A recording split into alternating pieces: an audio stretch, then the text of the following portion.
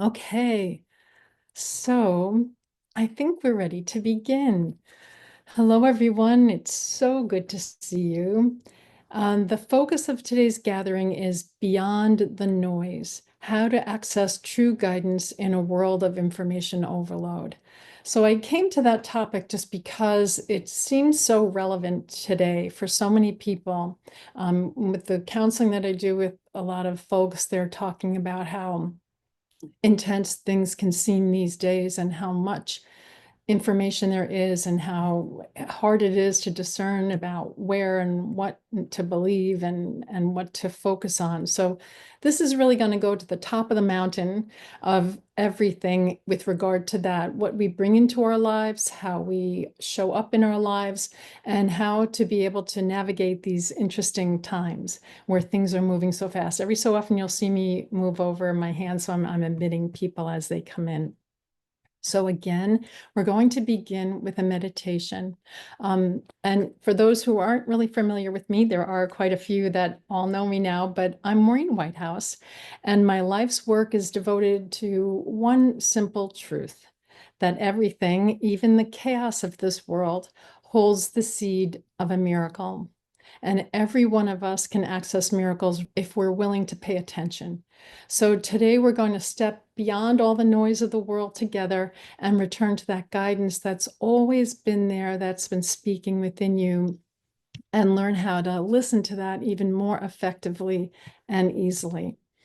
So I'd like again everyone to settle in. So we'll begin with a brief centering meditation, just allowing us to return to that quiet center.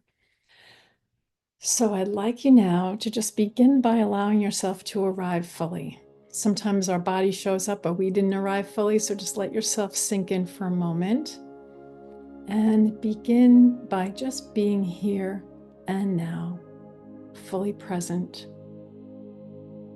As you let everything else fall away for just a few moments and just sink in. Close your eyes if you feel comfortable doing so. And then just feel that intention to sink more deeply inwardly. Let your hands rest open or just soften.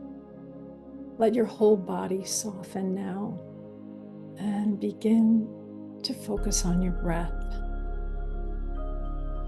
Breathe in deep, deep, deeply, and breathe out slowly. Letting that exhale feel like a release and letting go of the outer world entirely. Once again, breathe in gently and breathe out slowly, letting go of any feelings of discontent. On the next big, deep, deliberate breath, breathe in peace. And on the exhale, let go, let go, let go slowly.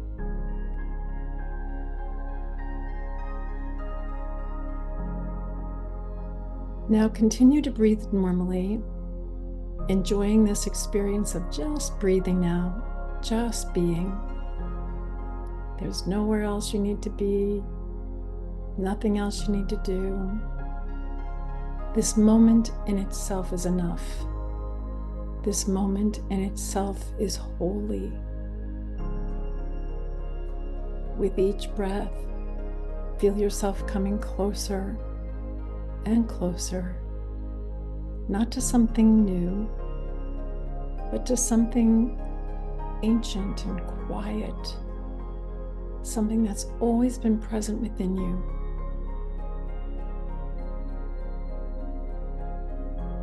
Now feel yourself sinking even more deeply into that quiet sanctuary within you. Sink down into it. It's a space behind your heart, a space beyond sound, beyond thought. This is your quiet center, the place where the divine abides without urgency. without need, where your true self abides in perfect peace. Just feel that now. Relax into that now. You don't have to create this space. You only have to remember it, to sink into it, and to just allow yourself be. Just be.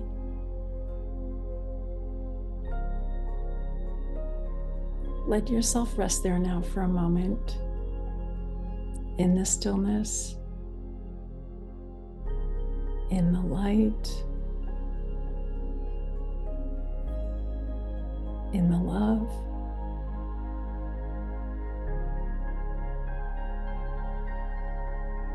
If thoughts arise, that's okay.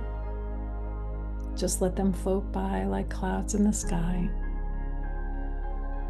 That stays completely untouched, bright blue open sky. You are not your thoughts. You are the sky. You are the stillness, more vast than any passing clouds, any moving storm.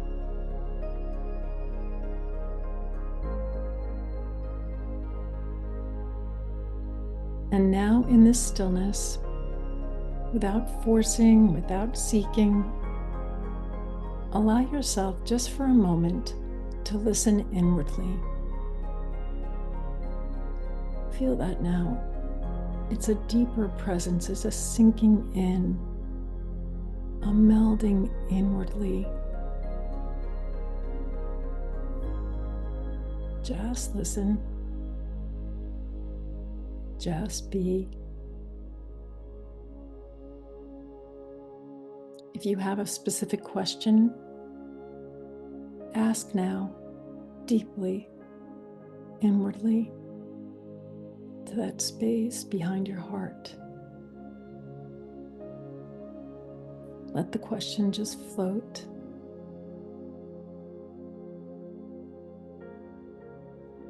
And allow whatever arises,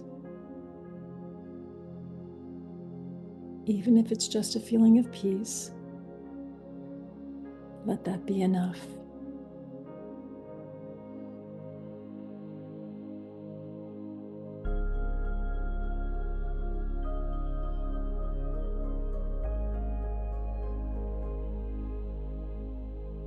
And notice something. The voice of your highest wisdom never shouts. It's calm, clear, wise. And in this moment, you're becoming able to hear just by relaxing, just by being.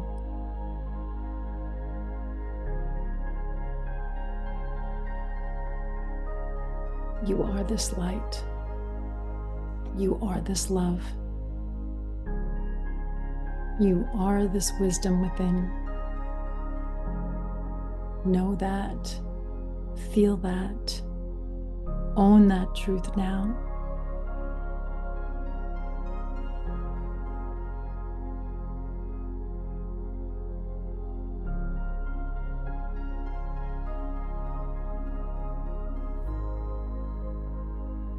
And now let yourself gently begin to return to the space that you're in, slowly carrying this stillness with you. You can wiggle your fingers or your toes or move your head from side to side. And breathe in again deeply, just allowing yourself to really incorporate that experience as if inhaling the peace that you just touched, carrying that with you now deliberately wherever you go. And as you begin to open your eyes now, know this. The world may still be noisy, but if you carry this deeper awareness the stillness within you that cannot be disturbed, the peace that passes understanding, then the miracle has already begun. Welcome. Hello, hello, hello, everyone. So we've arrived here now in this collective of peace and sanity. And so I'd like you to notice this and relish this for a moment, because this is what you deserve. This is what we're all about here now, reminding you that this peace and sanity and collective experience of just coming together, not separating, no divisiveness, anything like that. This is about us coming together in a sacred space and recognizing that this is what we deserve. This is what we crave. And it's not more input. It's not more information. It's to feel sane and complete and whole and cherished and loved and respected and even revered in our lives. Now, that's something that we can't necessarily give unless we've already received it first. So this is just going to be a reminder, a beautiful, gentle reminder, and at the same time, hopefully inspiring and reminding you of all the things that you deserve on a day-to-day basis, and a call home, because you have that inherent miraculous nature. We all do. But sometimes in that cacophony of this crazy world, we lose sight of that. And then we feel, when we're losing sight of that, that where are we in this mix of things, and where do we belong? And maybe we don't belong at all. And yes, you do belong. You came here to bring the miracle that you are. And each and every one of us has a different flavor and a color and a beautiful, delightful way that we bring that, and a unique and perfect expression of that the entire world would miss if it weren't for you bringing that. And so when we feel that we're missing out in life, or that we're missing something, something's off, something's missing, it's that we forgot to bring ourselves, our true selves here. And the way that we know it is that we watch ourselves live it. It's not this intellectual thing. It's not filling this mind with more stuff and more must-dos and have-tos. It's coming to a place where you realize, okay, yeah, I have this mind that serves this deeper being of me that came here with a purpose and an intention to bring the best that I have. And you need to remember the best that you have in order to bring it. Now, fortunately, that's not difficult, because the divine of us shines, and the divine of us is huge and expansive and eternal. And it's who you truly are, and it's the light of you. So even in all these crazy mayhem and the experiences that happen and all the darkness that crosses our path all day, every day, you came here to bring the light and the sanity and the love that you are. The world may still be noisy, but you now carry a deeper awareness, the stillness that cannot be disturbed. Now, in that meditation, I spoke of that stillness as abiding within you and kind of tucked away in this sacred space behind your heart. I remember in my early days of spiritual practice, when I was just learning for the first time meditation, I remember I was already doing the lessons of A Course in Miracles, and I wasn't very conscious when I first found it. I had always been someone who resonated more deeply than the superficial of life. But at that particular time, I was a commercial actor and a model. So I had been for quite a few years as my profession focusing on the outside of life. And I became more and more and more empty, and more feeling like something's wrong here. I can't continue living this way. And I used to frequent New Age bookstores and like all kinds of places. I'd go into backs of churches on my auditions and things between appointments. And it was to get some semblance of sanity away from that superficial world. But I'll tell you, I didn't know when I first saw A Course in Miracles in the bookstore that I saw it. It was like glowing at me on a shelf across from me. And when I first picked it up and fell open to a page that read one of the lessons, I am not a body, I am free, for I am still as God created me. I had no idea what that really meant, but it hit me so deeply. It hit me in that heart that was so cemented over that I felt, and I started crying right there in the bookstore, and I closed it fast because that wasn't what I normally experienced. And I bought it, luckily, and then put it in my bookshelf and kind of said, I got to read that book someday. But at that time, I didn't really know what that meant, what it meant to be able to be in a world where I was going to willingly walk in and become more aligned with my deeper self. Now, for everyone who's here and has been on any spiritual path, you know that when you start to do things like meditation or contemplative prayer or thinking more deeply or just noticing, even mindfulness practices where you start to notice things in life, you start to feel something awaken, but it can be scary at first almost because we're so used to being outwardly focused and kind of micromanaging and damage controlling our lives. We don't know we're doing that, but we really are. If our orientation is a body, I am not a body, I am free. The reason why it's so scary to have that be your primary orientation, I'm a body, is it's vulnerable. And we grew up having it be vulnerable with little baby bodies to begin with. And we learned that we had to rely on other people and hopefully their sanity and hopefully their good intentions and at best, maybe their love.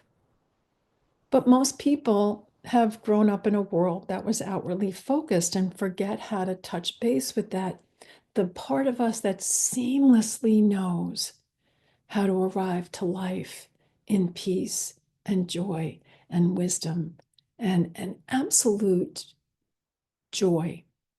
It abides in a place of joy and peace. So when I first started meditating, because A Course in Miracles would say every so often, be still or be peaceful. And I grew up in New York. And so I did not know how to be still.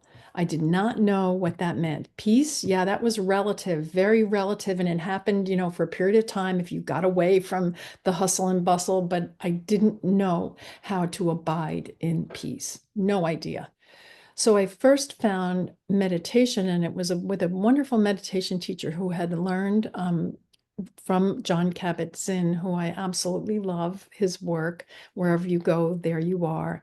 And it's mindfulness, Buddhist meditation. And all I had to do in the very beginning was learn, similar to what we're doing tonight, just to breathe. And I didn't realize how my breath kind of was up here, almost hyperventilating my way through life. I don't know that I ever took a deep breath all the way down to my hips or felt myself breathe up and down my spine to the base of my spine so that my whole body actually breathed. Now look at babies when they breathe. Their belly rises, soft bellies, big bellies full of breath. They are connected. So for everyone here, most important thing, we can all do this because we all are it. We all are the divine and we all are miraculous inherently. Came in that miraculous baby being. Everyone knew you were a miracle the day you were born. No one denied it.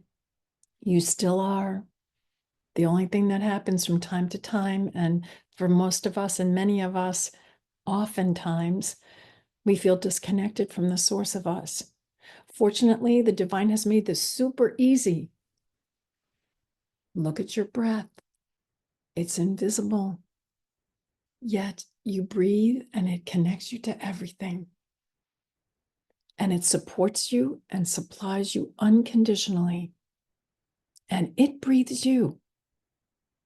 So when you connect with that breath and consciously begin to breathe that breath, maybe more deeply, maybe through some of these places that feel stuck or tight or tense in your physical body, maybe through some of these places that feel like me when I first began meditating, like my heart was cemented over. I couldn't believe how cemented over my heart was when I first started to breathe and feel. I thought that that was the way a normal heart felt. I didn't know that you could actually have a relaxed body and a soft heart. I had been defending my whole life, like most of us, performing, defending, and trying to stay safe in a world that's very precarious at times.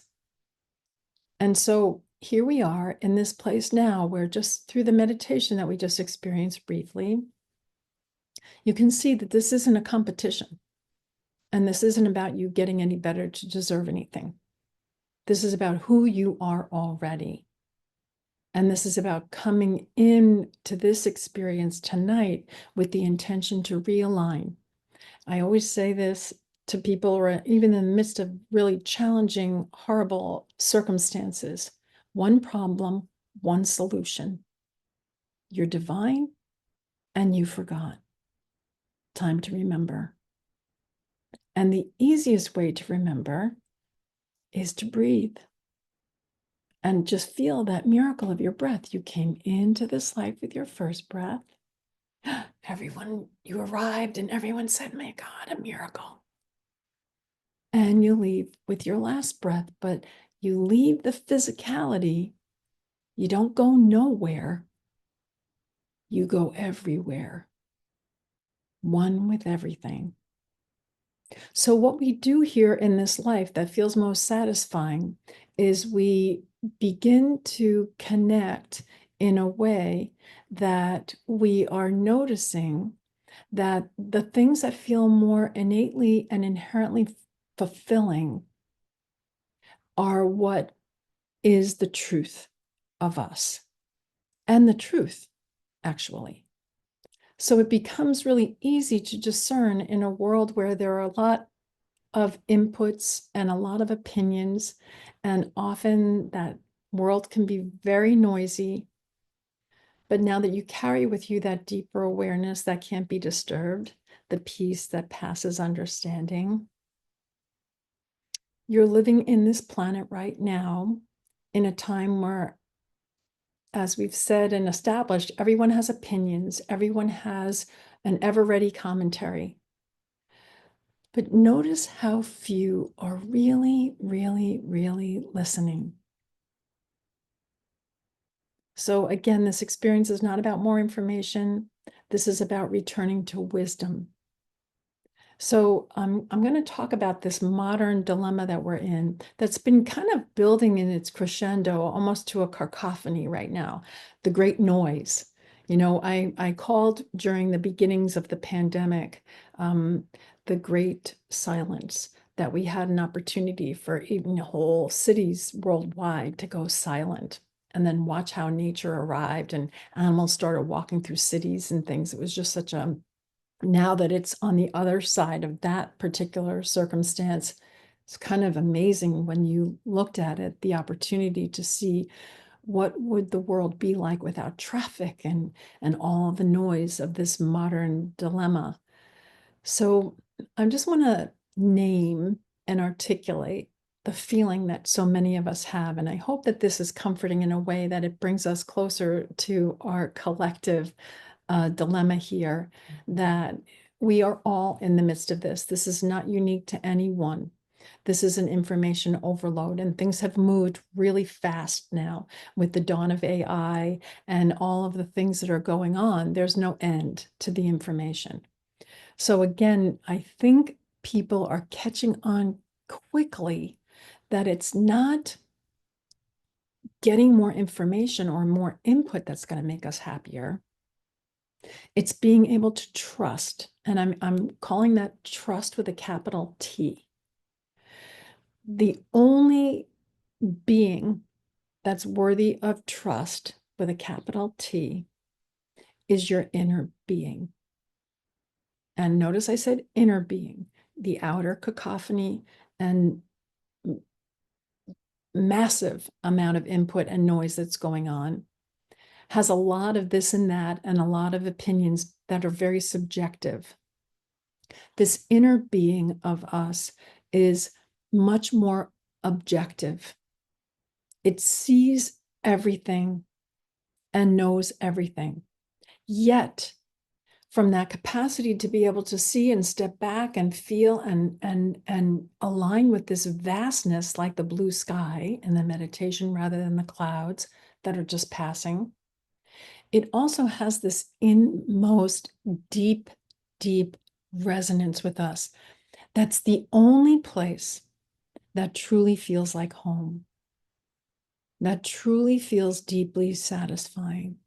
So feel how sad we are and how much we miss when we're not connected to this deep, all-abiding presence that's actually so inmost that it also feels very sanctified, I'll say, and personally important.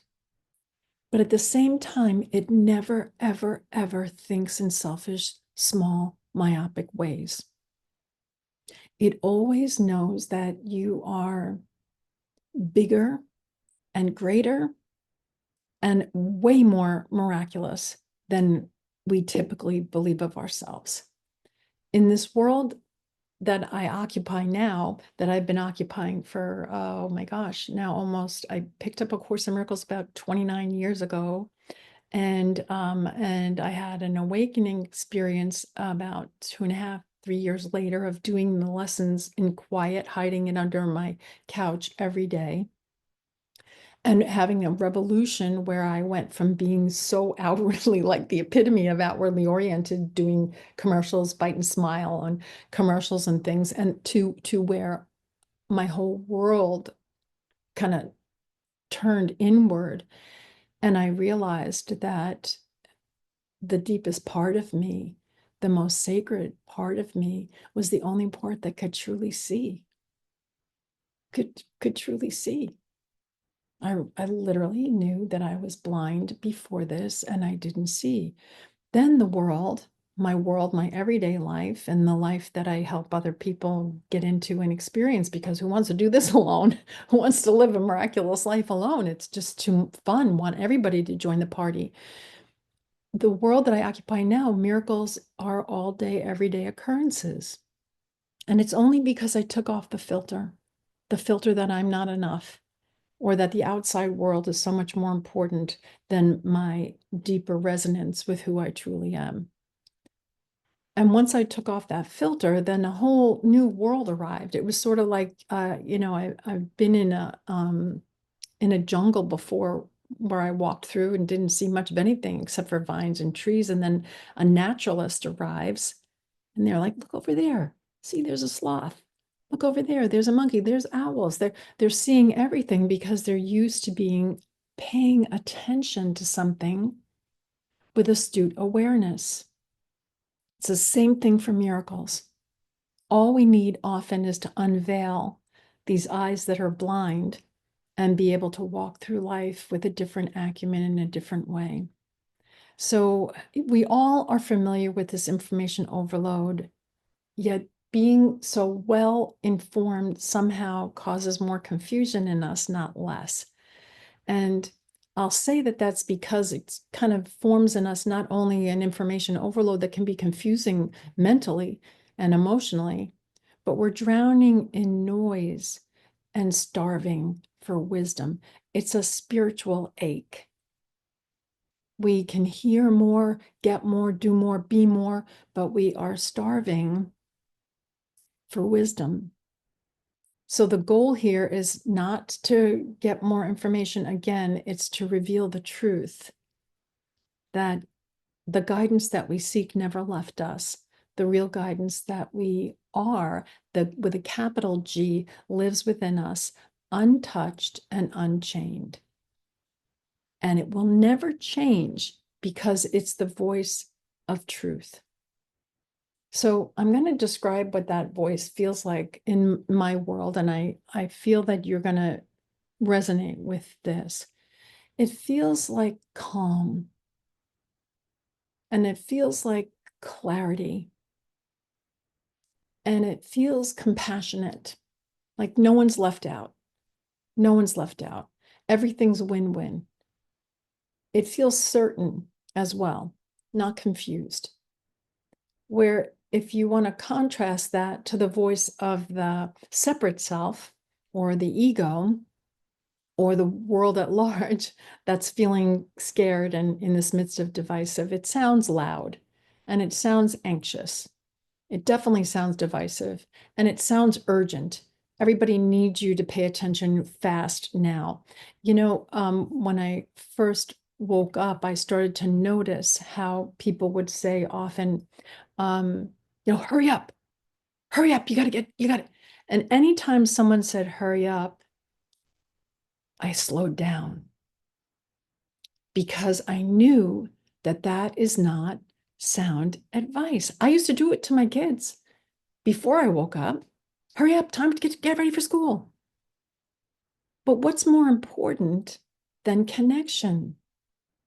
And here we are hurrying ourselves through life with a less than satisfying experience because it's like gobbling down a banquet every day. When I will tell you that when you become really astute to seeing and experiencing miracles all day, every day, it's because you slowed down and you allow yourself, instead of gobbling the banquet, to kind of chew and savor. I remember one time after I first woke up, my kids were still small, and we went to church one Sunday, and we were in the church, and the song started playing, and the song was, "Hurry, the Lord is near." And I turned to my daughter, who was about 10 or 11 at the time, and I said, "Well, maybe if they'd slow down, he could catch up." And she just, she rolled her eyes because she was used to me saying things now that were really different than what other people were thinking or saying. But I do believe, we are in the midst of a world right now where if we allow ourselves to savor the moments and the experiences, and even if you just kind of force yourself at first, because our egos will kick and scream, that we, keep up with all of this momentum that's going so fast. And it's going so fast that it's like you would be hyperventilating all the time if you want to keep up with everything that changes on a dime and the multitude of different opinions and ideas. And just let yourself know that you'll never miss a trick, you'll never miss a thing if you're aligned with the truth of you. You know, um, I remember this was years ago now because it was before cell phones were what they are today. Now that we all have our own little personal computers and our own little headlines running across our screens every moment with our phones, this is when we still had those like flip phones and stuff. And I said, you know what? I being an aware person now, I don't see that much in the news that actually feels like it's news, that it's new. Like there's going to be drama, and you know what begets drama, and you know what begets things that aren't drama. And so, what would happen as an experiment? Didn't tell anybody else to do this or anything. I just wanted to see what would happen if I didn't watch the news. And my parents were the kind of people who like read New York Times cover to cover. And so I remember when I told them that I hadn't watched the news and like it was a couple of years into this, I did it for 10 years. And they said, you'll be stupid. And I said, very interesting, because I knew it was only allowing me to be more wise. And the funny thing was, is there were still newspapers, at large then. And I remember they had those things that held newspapers at the edges of different places on sidewalks. And if I ever needed to know something, I'd find myself walking by a newspaper and seeing a headline. And I'd also found that when you're paying attention, that when something's really important, it's going to be in the ethers for at least a couple of weeks. And I would hear the same name often, like from people passing or just in conversation. And then finally I'd say, who is that?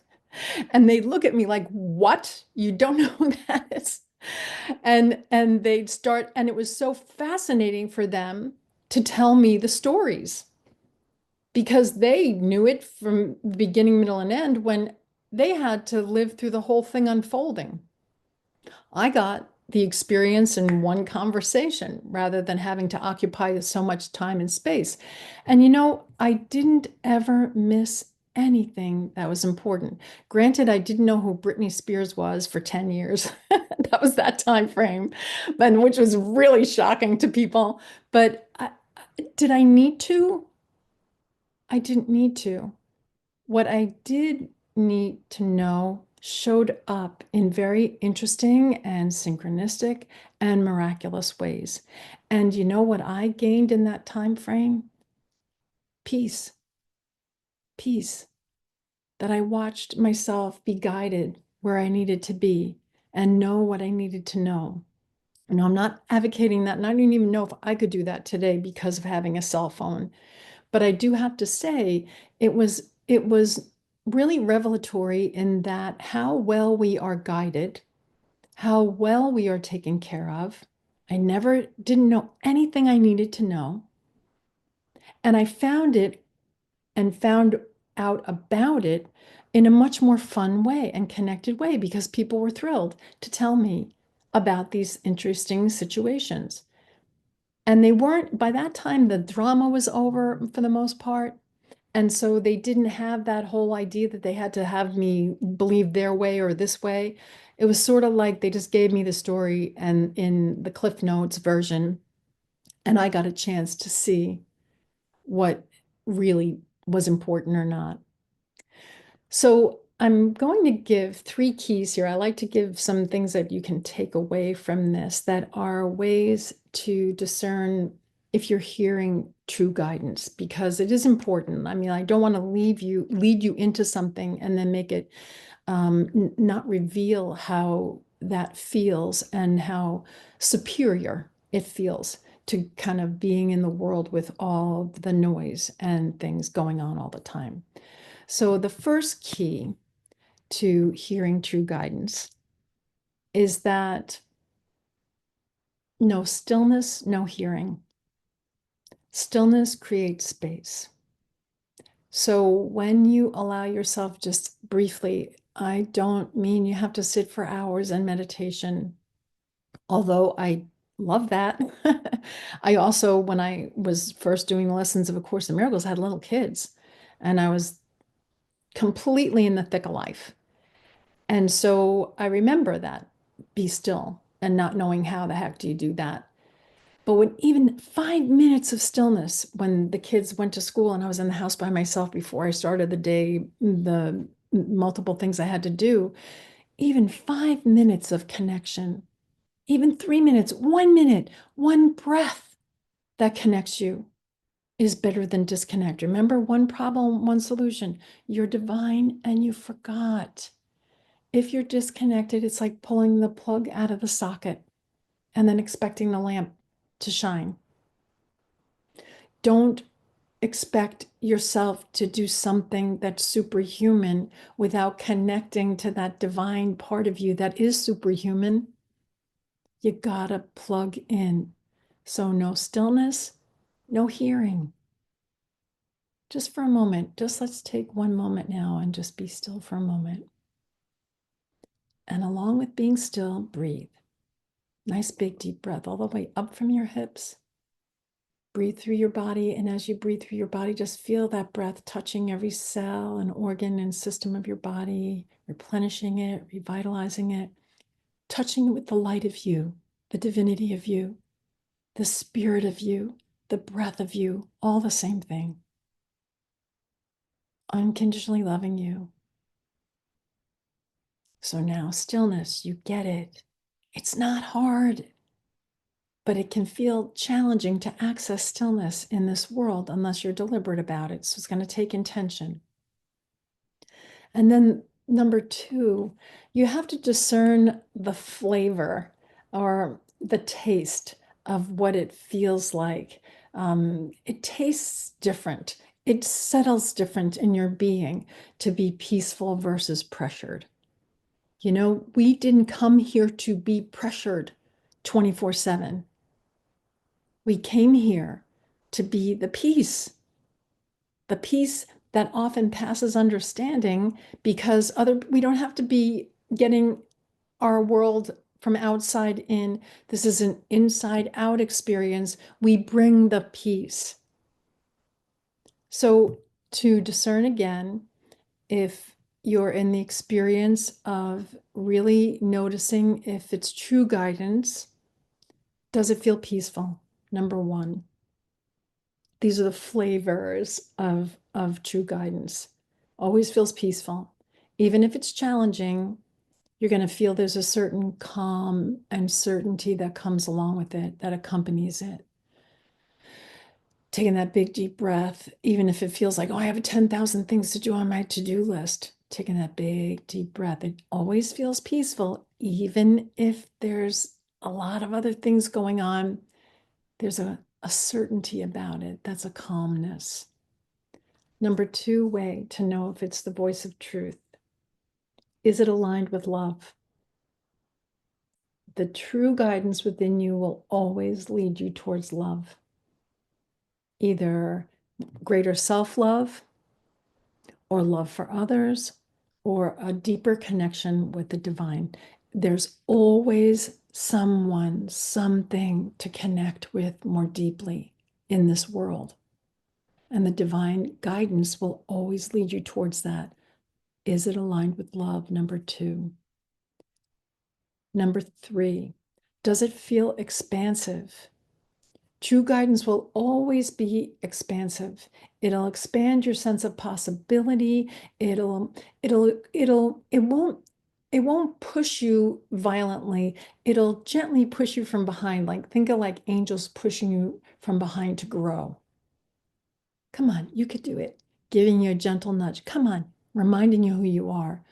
But you won't feel rushed or overwhelmed. It never does that. It just gives you a gentle urging towards being more of your true self. Next one, does that voice empower you? Authentic guidance always strengthens your confidence, and it strengthens your independence, and it strengthens your trust in your divine potential. It never, never, never makes you feel small or dependent on anything or anyone. It always tells you, you've got this. I've got your back. Don't worry. Just relax. It tells you things like the one who relaxes the most wins. Because this is the kind of relaxing that you're sinking into yourself. You're letting that authority, that true voice of you lead the way. Next way you know if it's true guidance, is it clear and simple? True wisdom is always clear and simple and direct.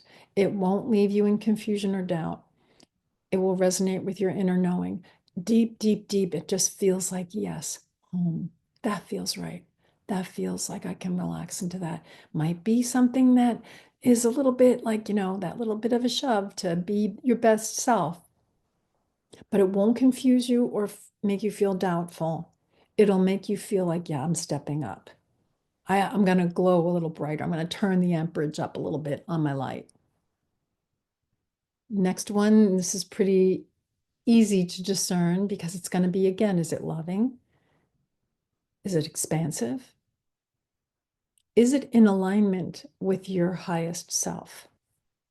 Is it in alignment with your highest self? Now, you know that because it's going to be something that's showing you that you're greater than you believe yourself to be. It's going to align you with your miraculous nature, the one who came into this life to be a miracle, period. And if you feel dissatisfied or disillusioned at any point in time in your life, it's because you're not being the miracle you came here to be. One problem, one solution. You're divine, you forgot. How do you remember? You be it. You be your true self. Next one. Does it come from a place of stillness or inner silence? Remember, this isn't an intellect. It's that place that's kind of tucked in behind your heart. It's an inmost inner being. Is it in alignment with that? Does it support your highest good? Is it the wisdom of your deeper, truer self? Does it come from that place of stillness or inner silence? Remember, that place of stillness or inner silence is not proving or trying to get anything. It already knows you're fine, and it already knows how to tell you to navigate the outside world in the most seamless and synchronistic ways. And believe me, for those of us who have believed we're bodies and know how challenging and precarious that can be, and how crazy and mayhem filled that could be, and how scary and dangerous that could feel, now that you realize, okay, my body's my vehicle for communication. What do I want to communicate? Well, what my inner being knows I am. Peace, joy, love, all these qualities of your true self. Another way that you know if it's coming from your inner guidance, does it leave room for trust? Does it leave room for trust? And I don't mean trusting outside people or things like that. I do mean trusting yourself, that when you don't know if you can show up and bring your amperage up and be greater than you thought you were, does this leave room for trust that you can say, okay, I can trust that the divine has my back. I can trust that the divine knows me better than I know myself. I've been thinking my whole life away. Now I go deep inside. Does it leave room for trust? You might not know all the details right away. This is really important, so that you want to trust, because true guidance creates a sense of trust that the path will unfold in time. It doesn't leave you comfortless while the path is unfolding. It'll give you little road signs and road posts along the way that if you're paying attention and you really do feel like you're worthy of love, that's really important, because some people don't feel worthy of love and they're missing all the loving signs on the way because they're not there. Who, me? Who, me? Remember, you might not know all the details as things unfold all along the way. And that's the fun of this, that you want to be surprised and delighted. So I'm going to give you a prayer right here at this particular time that I say to people that's so profound and powerful. And it kind of highlights this that you might not know. Tell me where to go. Tell me what to do. Tell me what to say and to whom. And I will to do it. I will to do it. I will with my will. That's even deeper than behind your heart. That's your willpower. That's you aligning your power with the divine, the source of you. I will to do it and nothing more. And if you ever ask for something, from the divine, I want you to know that the divine answers true requests, things that will actually lead you to happiness, things like healing, things like getting out of crazy situations that are confusing and hard, things like win-win scenarios in relationship. The divine is on it. The divine is answering. If you ever feel confused, then let yourself just relax and say, I'd like these things to come to me in ways that surprise and delight me, so that I know you're listening now. Factor in your own awareness that this is going to be surprising and delightful, because the divine knows how to collapse time and space. Miracles collapse time and space. That's why they're miraculous. They're not typical. They come from a different realm of the divine. So they're in that realm of timelessness. And when they show up and when things happen that are miraculous, they're in a way that you can't deny. Well, that wasn't there 10 minutes ago, or this didn't happen before, and now it's happening, and now it feels good, and now that felt awful, and now look at this. And it always breeds more love. So does it leave room for trust as things unfold? Another way to know if it's true guidance, does it feel freeing and not restrictive? Authentic guidance always encourages freedom and openness, not limitations or constraints. So pay attention now. If you're watching headlines and things and you're feeling like you're being constrained, or you're feeling like things are happening, limitations are happening, go deeper inside and let yourself access that voice for the divine, the wisdom within, And it also speaks of creativity and spontaneity. When I first woke up, I realized, oh my gosh, all along, I had two daughters. I've been telling them, oh, you're smart, or, oh, look, that looks beautiful, or whatnot. And I'd say, oh my gosh, I can't believe it. I was focusing on the outer world. You're smart, you're beautiful. This is the intellect, this is your body. And I started saying to people, oh, I only say one compliment anymore to my kids. Never do I say anything but, you're creative. You can create your way out of anything. You can create your way into anything. You're creative. Feel that. Feel how that sinks deeply within us and validates us on such a different, powerful, profound level. You're creative. The truth is, you're the ray of the sun. We have a great creator, the divine, stays in the heavens, doesn't engage this crazy drama, stays infinitely shining, shining, unconditionally loving. We come to earth, the ray of the sun, to play around and dance around here, but we never left our home. But part of us is playing around and dancing around in a world where there's a lot of mayhem and a lot of chaos. Does what you're hearing resonate with truth? Above all, ask yourself, does this guidance feel true in your heart? Even if your mind has questions, truth resonates beyond intellect. The intellect is not the ruler of your world. So notice that if you are paying attention to those things, you'll see that everything kind of pointed you more inwardly. And you can feel that this kind of trust requires our capacity to not be always in that cacophony of noise and distracted by that mayhem, because this brand of trust is subtle. It's often a nudge, a little nudge in a direction, not a shout. Never a shout, and it never demeans you or degrades you. That's always an ego telling you you're not enough, or that you need to, have to, get to. This divine guidance is just a little nudge in a direction that's in your best interest. And you begin to honor even tiny, tiny impulses that are peaceful. Okay, so think about this for a moment. How often have you honored tiny impulses that panned out to be amazing, crazy, beautiful situations? And it was like, whoa, if I had only known, I would have gone towards this much sooner. They're always very subtle, and they're like little nudges. So it's not in your face kind of thing. And people expect that miracles are going to be, and they can be like, really changing you to move in another direction. But often there's signposts along the way that are just delightful and surprising. So when I said that prayer about bring these things to me in ways that surprise me and delight me, so I know you're listening now, feel how that takes your ego out of the picture. You can't be egoic and try to control things at the same time you're asking the divine to bring things to you in ways that surprise and delight you, so that you know that they're listening to you.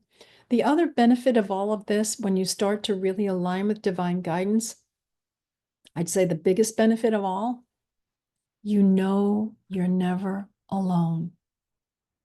You're never, ever alone. Someone just asked me, can I please repeat what I said a few minutes ago? I'm not really sure if anybody wants to put in the chat what they might have jotted down, but I kind of like speak and I don't know what I said. So I know that I did say that this is subtle, and to pay attention to the subtle, peaceful impulses that arise.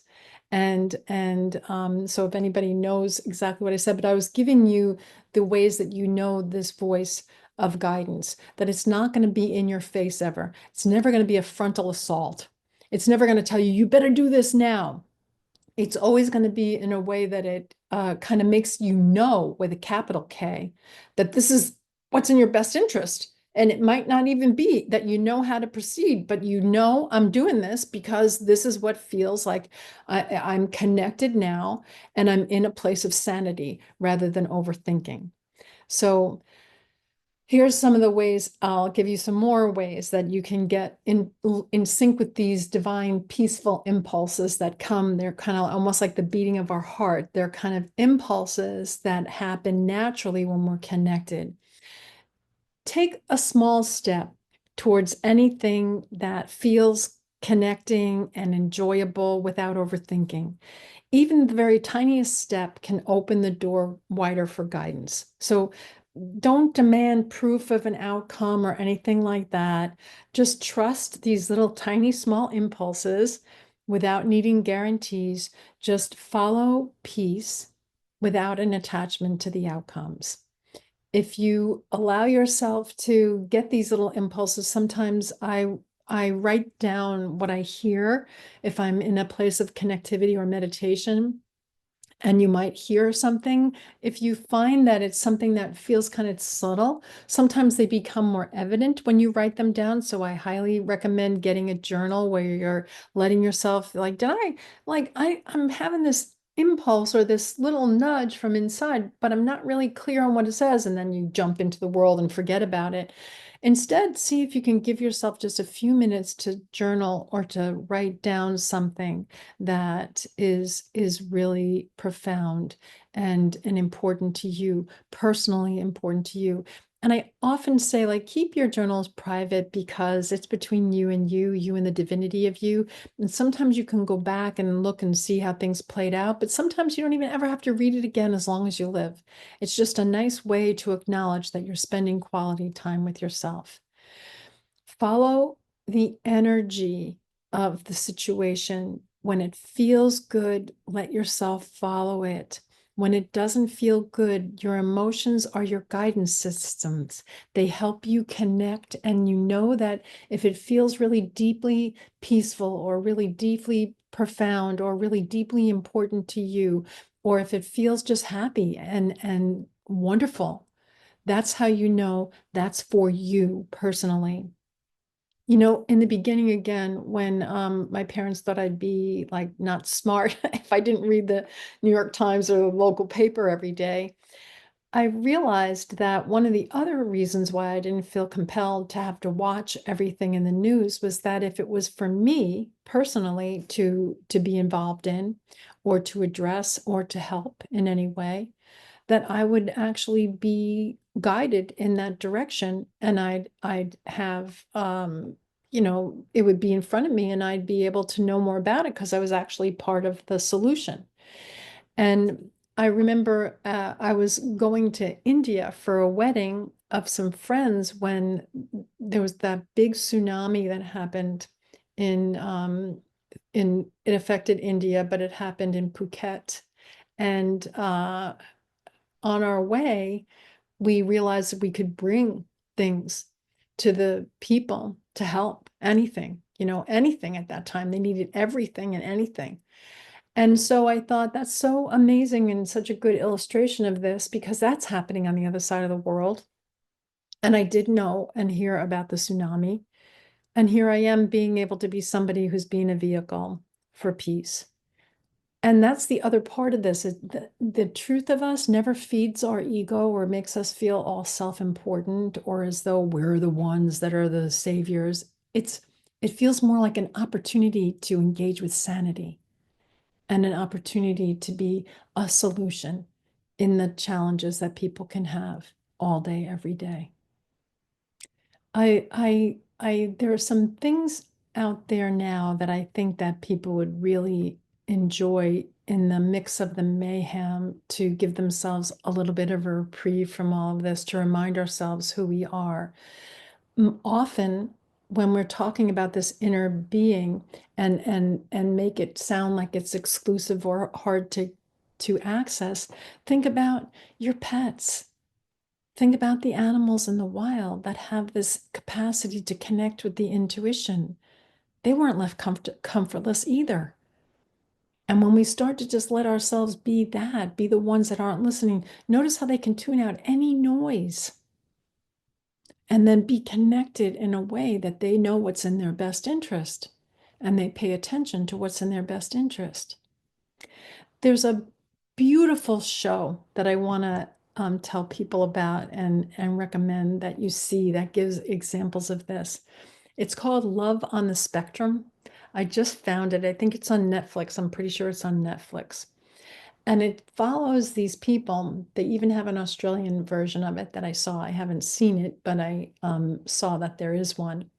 And it's about people who are on the spectrum that have are looking for love in their lives. And the most fun experiences of all of this is that they have no ego involved in their experience of seeking love. And they show up the love that they are, like with everyone, with their family, and in this experience, I just love it so much because we're getting windows into people's lives that you're seeing their parents and their brothers and their sisters. And then one of the things that most of the parents all default to, they're always laughing. They're always laughing because the things that come out of a lot of the people who are on the spectrum is like being with, 3-year-olds that say anything that they comes to their mind, but in such a fun and engaging way that they're like, everybody should have a brother like this in their life. Everybody needs, a Ralph and his family. And they appreciate them so much because they are the truth of themselves out loud without all the filters that so many of us have when we let these intellects get in the way. Now, that's kind of what I wanted to bring us around to in all of this, that we are the answers that we seek.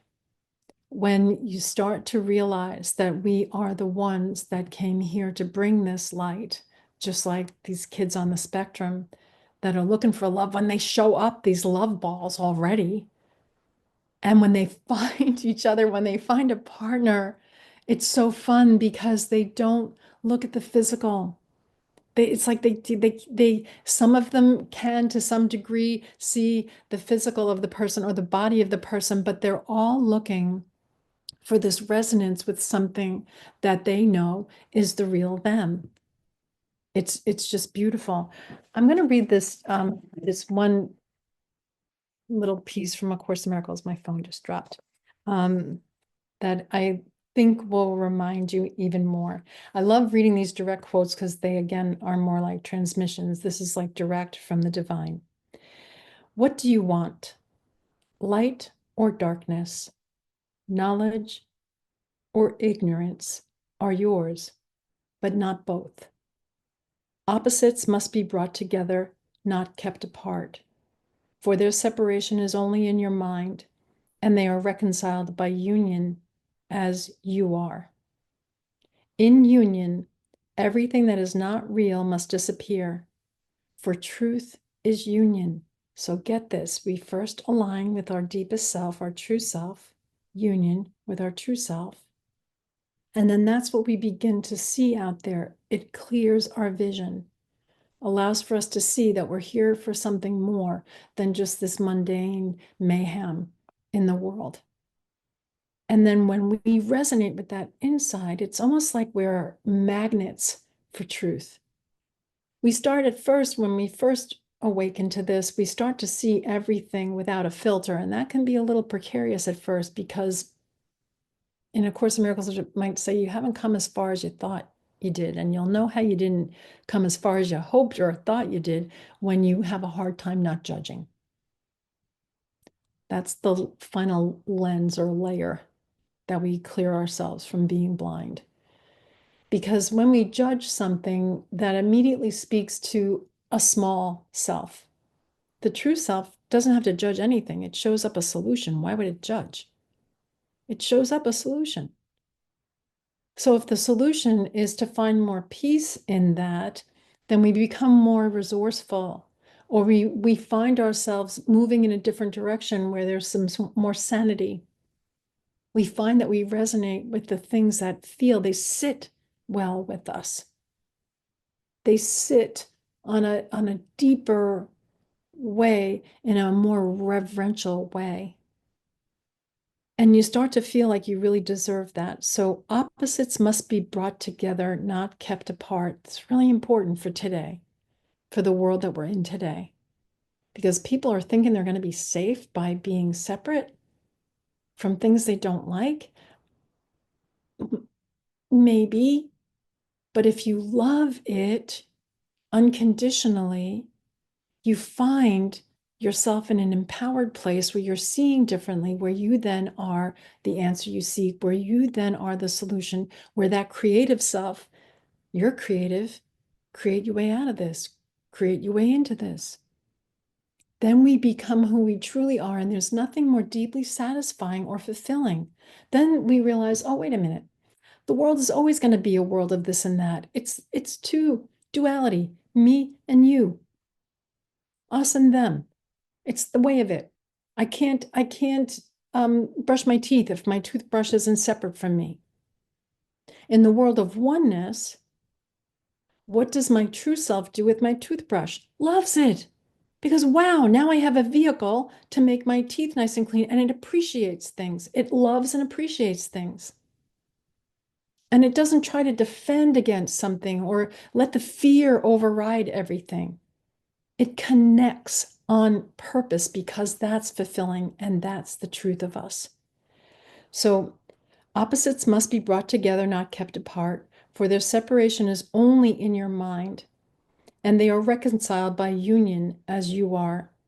In union, everything that is not real must disappear, for truth is union. As darkness disappears in light, so ignorance fades away when knowledge dawns. Perception is the medium by which ignorance is brought to knowledge. So first we have to choose true perception before we can be brought to knowledge. We have to choose to perceive that only love is real. And nothing real can be threatened. Love can't be threatened. But if we have conditional love, where we only can love this much, but I won't love that, then we don't get a chance to see our creative nature. And someone just wrote, love all of it. I love and appreciate the guidance you have. Good. Because that's only reminding you who you are. Remember, I'm not really teaching here. I don't want to fill your brain with more thoughts. I'm speaking to your heart of hearts. I'm speaking to that space behind your heart, tucked away, so that you can remember it now and live from it, because it truly is the only fulfilling place. And you also know that place if it feels fulfilling. It's the only place that feels full and whole. Because if it's win-win, if it's not a compromise, like, okay, I'll give you this, but I need that, that's the you and me separate from each other. When you realize that everybody out there that's not loving right now is only given a call for love, one problem, one solution. You're divine, you forgot. What does that mean? You're love. You forgot. You can remember right now, just love it. Okay, so I have another mantra that I say to everybody, and I know it can feel really hard to digest at first because you're thinking, what? I don't love this. I'm looking at the crazy world and I don't love this. It's, I don't know what this is, because you really don't. In the scheme of things, we don't know. We don't know what anything is. It's all an evolution. Everything's moving towards a greater evolution of things. I don't know what this is, but I love it. Fill in the blank. If you don't fill in the blank, the ego is going to say, I know what it is. This is a crazy world, or that guy's insane, or this is bad and that's bad. It's going to fill in the blank. You have to say, I don't know what this is, but I love it. And that doesn't mean you have to love a crazy scenario. You have to bring the love that you are, love it, into a more sane space, into a more creative space, into a vaster awareness of the possibility beyond the mayhem. We're all evolving beyond the mayhem. We want to remember who we truly are. Okay, so it's another very interesting thing going on right now. I just read an article, and it was about that for a period of time there, and it's very interesting that religions were not being very popular for the last about 3 decades. All religions were on the decline. If you went to Europe, you'd find that a lot of the churches were now empty and they were being filled by, symphony orchestras on the weekends and things. They didn't dismantle the churches. They were still there, but they're being made into apartment buildings and things. And these were very devout countries. And pretty much all over the world, you were seeing that there was a decline in people being interested in religion. Now, though, what has happened is it's a more, what we're talking about, a more deeply personal experience that people are seeking worldwide. So it's not necessarily the religions of old or the religions of the times that we've been living in up until now, but it's this deeper connection that people are craving. Up to 90% of people are saying now that they are craving spiritual connection. And they know that it makes them healthier, it makes them happier, it makes them less stressed, it makes them feel mentally well. And they're finding that they were trying before to fill it with other things like, health clubs or Soul Cycle or groups for yoga and things like that, that weren't the spiritual religion part of yoga, but just the practices of exercising and things like that. And they feel like now, in this article, it said they might have thrown the baby out with the baptismal water, that people now seek community of sanity and purpose. And I love this because what I love most about miracles is this whole idea of unity, of oneness, that one problem, one solution, you're divine, you forgot. And what I love about miracles is that they're non-denominational and non-sectarian. Everyone in the world would love to experience miracles. No matter where you're from or what religion or what orientation you are, you deserve a miracle. Why? Because we somehow innately know and remember that we are that. We're the ray of the sun. We came here to be miraculous on earth. And any spiritual teaching of any power or efficacy has always talked about us being divine, and being at one with that is the only way to feel we're at home. So this is good news, I feel. We've kind of come away enough to be able to distance ourselves to say, hey, wait a minute. Maybe there's something more here that each of us crave. No matter how cynical you are, or no matter how maybe rote and intellectual you are, or scientific you might be, even in science, they're seeking for spirituality. So it's a beautiful time, I believe, to be alive. The challenge of it is that, as A Course in Miracles would say or put it, that the world is an illusion. And it typically is oriented towards mayhem because so many people have felt separate from their divine self and have felt guilty and judgmental. Those are two things, sure signs that you're separate from your divine self. Judgment and guilt, two sides of the same coin. Vehicles for separation. Judgment, you're in that place where you're projecting it out onto you, and you. And guilt is where you're projecting it inward. Both of them sever you from your divine connection. Feel it. You can't feel guilt in your physical body and touch that place that's tucked away behind your heart, because that's all love. Guilt and love do not hold the same space. Judgment and love cannot hold the same space. So in this place now, I invite you to be able to be in a place that if this reminded you even remotely of your true self, that it sparked a curiosity or a longing, or maybe even a little bit of confusion for a moment or two, then this is your time to dive deeper. You really want to be in a place where you are able to relax into this truth of you and know this truth of you. I just want to say one more thing about the media lately. I feel that a lot of people are untethered in the media. they don't know what to do because it's shifting and changing so quickly, that people are incessantly consuming media, where there used to be like certain times when I was growing up, there was the news hour and it was an hour. And then now it's like all day, every day, and people are vying for the attention and things. And you really want to be in this place where you're discerning the truth, where you can tap those ideas and feelings of what feels right for you. You asked about the things that I said before. I'll make a little PDF where I can send it out to everybody on the list about how you can discern if it's true guidance or not, just so you have a little like cheat sheet with the things that I said. I'll go back and remember to get those to you guys too, so that you have it in front of you, just to, as a little reminder, not an admonishment, the little reminder that you're the divine one, that sometimes when we get too absorbed in the world, we can forget who we truly are. And that's not because you're not divine, it's because of our orientation in the outside world. And we came here to bring the peace, not to actually find it, but to bring it. And remember that you're the solution in that whole experience.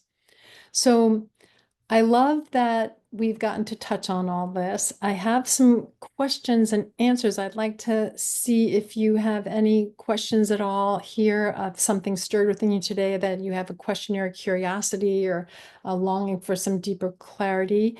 Then I'm inviting you now to just either raise your hand or unmute yourself. I don't know if I can see everybody, so raising your hand might not let me see you, but maybe unmute yourself if you have a question, or you can type it in the chat, or I have a few questions that people sent in, so I can start with those, but I'll wait 1 second to see if anybody has a question about all this. And again, just hold it inside, feel what you feel about knowing your own true perfection here. I have one more thing too that I want to read. Here's my Course in Miracles book that I bought all those years ago in that bookstore. You can see it's a wreck, but it has so many bookmarks that they're like useless because there's so many of them that they don't even matter anymore. But I do have one here on this page that I thought said, I opened it up to this today when I asked about what you guys would benefit from hearing the most. And this is what I opened it to. In this world, you can become a spotless mirror in which the holiness of your Creator shines forth from you to all around you. You can reflect heaven here. You can reflect heaven here. Yet no reflections of the images of other gods must dim the mirror that you would hold God's reflection in it, God with a capital G. Earth can reflect heaven or hell, God or the ego. You need but leave the mirror clean and clear of all the images of hidden darkness that you have drawn upon it. God will shine upon it of himself. Only the clear reflection of God can be perceived upon the clear mirror. Reflections are seen in light. In darkness they are obscure, and their meaning seems to lie only in shifting interpretations rather than in themselves. So keep that mirror clean. Realize that, that means give up any of those thoughts that are self-effacing or not good enough or of trying. Just sink into your heart space and relax. The one who relaxes the most wins. So important that you know that this is not about proving yourself. You're already divine. And the only challenge you've ever had is when you forget. Okay, here's another really, really good one. You have one test, as sure as God, by which to recognize if what you learned is true. If you are wholly free of fear of any kind, and if all those who meet or even think of you share in your perfect peace, then you can be sure that you have learned God's lesson, not your own. Unless all this is true, there are dark lessons in your mind that hurt and hinder you and everyone around you. The absence of perfect peace means but one thing. You think you do not will for God's Son what his Father wills for him. That means for you or for anyone else. If ever we have a bad thought or a feeling about anyone else, then we think that we have a will. that's different than what God would will, that everyone's fine, that everyone's awake, that everyone's loving, that everyone is being their true divine self. That's all we came here to be. Relax into it because you already are. And you'll know because you'll feel sane, you'll feel peaceful, you'll feel alive, you'll feel creative, you'll feel whole. Okay, I'm going to move into just a couple questions. And again, if anybody has a question, just speak out loud. Okay. How do I know when I've crossed the line from being informed to being overwhelmed? Really great question. Because again, I'm not saying to just check out of the world. I am saying be in the world, but not of it. That means you can objectively observe. That means you can appreciate. That means you can stand and set yourself apart a little bit from the chaos or confusion in order to go more deeply within to discern. You will know if you've crossed the line from being informed to being overwhelmed by how you feel. If you feel overwhelmed, that's a sure indication that you've been listening to the outside world too much, that you've just bit off a huge part of this banquet of life, and now you can't even chew it and you're choking on it. Remember what I said, slow down, relax, savor. And if something's coming in from all the outside sources that you don't feel that you can actually savor, why would you take that into your experience and into your life? If there's something that you can be a solution for, you'll know it because you'll feel more engaged, even if it is a challenge. And you'll feel up for that challenge. You'll feel like I know how to help here. I know how to do things here that feel really loving. I know how to answer that call for love with love. Remember, here's the best way that I know of to be able to watch the media or anything else out there and not be all consumed by it. Objectively, try this just even for one day. Turn on the news, turn on, open your computer, see what's going on with things, and start to view the headlines objectively. Just watching. And notice, is this love or a call for love? That's all you have to know. Is this love or a call for love? Is this somebody trying to make their ego even more bigger and formidable so that they then are all powerful? Or is that's a call for love? And can I love that now? If I can't love that now, it's not my business. I can bless it and move on. Bless it. That means give it to the divine. The divine, the same one that's the deepest part of you, is the utmost, taking care of everybody. Everyone, no one left out. Everyone is impeccably loved. And just like that quote said that I just read, here's the test. If you can see that brother, sister, person, situation the same way God sees that situation, like work in process. Maybe I wouldn't do it that way, but that's okay. Work in process. We're all evolving here. And if you feel overwhelmed, that's a sure sign that you want to pay attention and go more deeply within and let yourself take a break. Take a silence from this.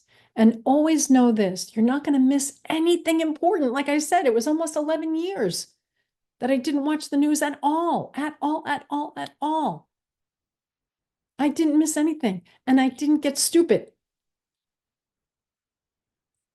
And I was engaged fully without fear. I was able to show up the solution wherever I went. If I didn't have to know about it, the divine doesn't want you to know every little innuendo of something that's a problem so that you can get stymied and stuck and then wallow in more mire.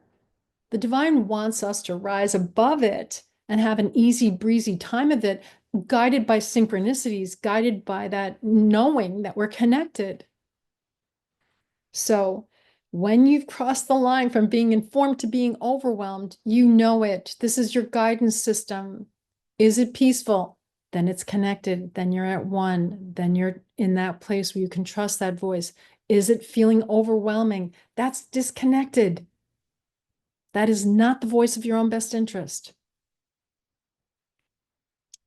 Great question, and I'm really glad you asked it. So when peace leaves, the voice of God is not there. The voice of sanity, the voice of peace. It's the voice of the world. It's the voice of confusion. So don't do that to yourself. Don't get yourself more confused and more in the chaos when you are the divine that came here to be the miracle, that came here to be the solution. You want to stay out of the crazy chaos and move into solution. There's so many other things out there now, information-wise, that are major, amazing things that are evolving and happening. And I truly do believe that there's a world of innovation and invention that's happening right now that's leading us into the next phase of things, that whatever chaos we can dream up, we can also dream up the solution. Inherent in our capacity to be divine is also this great capacity to be solution oriented. Okay, anyone else with a question? Otherwise, I'll go on to the next one here. How do I reclaim my attention in a world designed to hijack it? Okay, really important that first you recognize your attention for what it is. Your attention is your power to create. What you give your attention to and what you focus on, you get more of. So do you want to get that hijacked by meaningless things that are, flash in the pan or just some crazy chaos of the moment? Because that's your creative capacity and creative potential. If you're binding that up in all these crazy things that don't really deserve your utmost attention and creative capacity, then that doesn't feel fulfilling to you, and it doesn't feel like it's helpful in any way to the world. So you will know if it's your business to be involved in something, because you'll feel that inner impulse. It feels more like a gentle push from behind by angels. It feels like, yeah, you could do this. Yeah. Or you have this little bit of like insatiable curiosity about this, about what would it be like if I could go in and help in that way or do this. And it never feels like you're fixing, by the way. Helping is a lot different than fixing. Fixing means you have to judge it first to find a problem with it to make it better. Helping means you're going in with a loving perception that's annihilating the disconnect through love. It's bringing connection instead of disconnect. So wherever there's mayhem or wherever there's fear, you're bringing in the light. You're bringing the light into darkness. You're bringing the love and the hope and that experience. But it doesn't mean you lose anything, or that in the process that you feel like you're fixing something inordinately for someone else and taking this burden on. You're allowing the divine to flow through you to access something greater than you and greater than the one who benefits from it. And that's where the miracle happens. The greatness of both of you shows up and transcends the problem or the challenge. That's the miracle. You bring it. And it's always contingent on love, loving yourself more, your true self more, and loving the situation or scenario. Don't know what this is, but I love it. I bring the love that I am so that it then can be healed. Okay, I think I'll do one more or two more here. How can I take a digital break without disconnecting from life? First of all, knowing that unplugging from devices is not disconnection, that the disconnect is when we leave ourselves. So just because you're disconnecting from the digital world or from the world out there, it does not mean that you're disconnected. It means that you're refocusing or choosing something deliberately that can bring more fulfillment into your life. And it doesn't mean that you have to disconnect from the outside world indefinitely, but it does mean that by choosing to connect inwardly, you're going to have a greater discernment about what it is you do ultimately decide to connect with in the outside world. So unplugging and taking a digital break, it's a reconnection with what's real. not with what's just transient and passing. It's a withdrawal into the inmost part of you. That's the stillness. That's the bonus territory. So bringing that out into life and into experiences and engaging with things outside after an inside connection first, and enjoying and relishing and abiding in that stillness for a little bit is going to make you much more discerning about what you do bring in from the outside world. Great question. I have one more here that I just like so much that I'll answer it. How do I discern truth from manipulation in the media? This is really good and important these days. The truth is always quiet and simple and without attack. Never, ever, ever will the truth attack. So think about it now. Maybe close your eyes for a minute and think about the media that you've noticed lately. If something unsettles people or brings unrest and is the antithesis of peace, that's not divine. That is not divine. The divine only brings connection and peace and love and healing. Very easy. If you were a little child who's in that realm of innocence still, that isn't, doesn't have any guile, doesn't have any facade, isn't in their ego, and you put them in front of a television or media and turn off the sound, and they'd be able to see in a minute who's pushing what, who's forced what, who's saying what. Is that worth, does that make me feel like I have a gut punch? Does that make me feel like I just punched myself in the gut?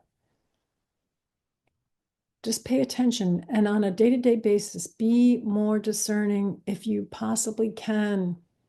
If there's incessant noise in the background, some people are used to having a television on in the background all the time, or just something going on in the background all the time. Just for the fun of it, try silence for a bit. Just for a bit. Try silence. Just taste silence. And let yourself see what happens in the next moments. Just pay attention, watch. Oh, I just made that choice instead of that choice. I just ate that food instead of that food. That's so interesting. Why? Because your being was settled into a different way of being. One problem, one solution. You're divine, you forgot. If you're disconnected, you forget. If you connect, you remember. What connects you? Silence. What connects you? Your breath. What's worthy of connection? Love. The divine. You've got one precious life right now.